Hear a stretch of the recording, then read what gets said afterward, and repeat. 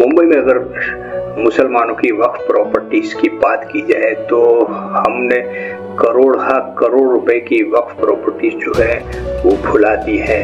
हम एक 1923 की जो रिपोर्ट है, इंक्वायरी रिपोर्ट वक्फ कमेटी की, उसमें हम सिर्फ एक प्रॉपर्टी की बात कर रहे हैं तो ग्रांड रोड पे मुजफ्फर हॉल है। वो मुजफ्फर हॉल जो है वो भी वक्फ प्रॉपर्टी है। आज उसकी कीमत किसी भी तरह 400-500 करोड़ से कम नहीं होगी और ये जो है बड़ी खस्ता हालत में हो। मुजफ्फर हॉल आज बिल्कुल बर्बाद हो चुका है, लेकिन प्रॉपर्टी कायम है वहाँ पर।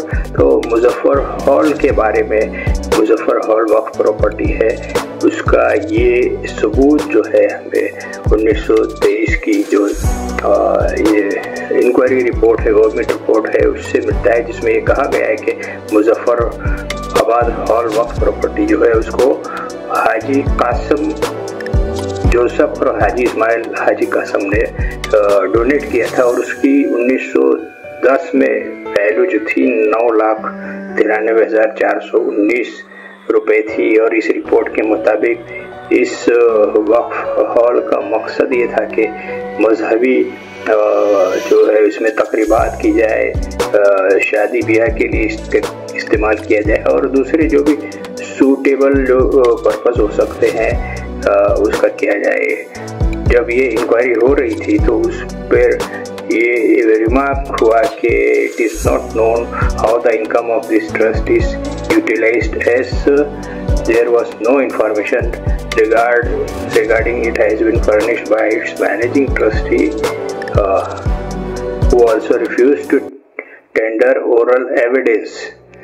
तो ये हालात 100 साल के बाद भी ट्रस्ट के हैं कि वो जो है वो मालूमात देने के लिए तैयार नहीं है। ट्रस्ट की क्या आमदनी हो रही है, क्या नहीं हो रही है, वो भी ये बताने के लिए तैयार नहीं है।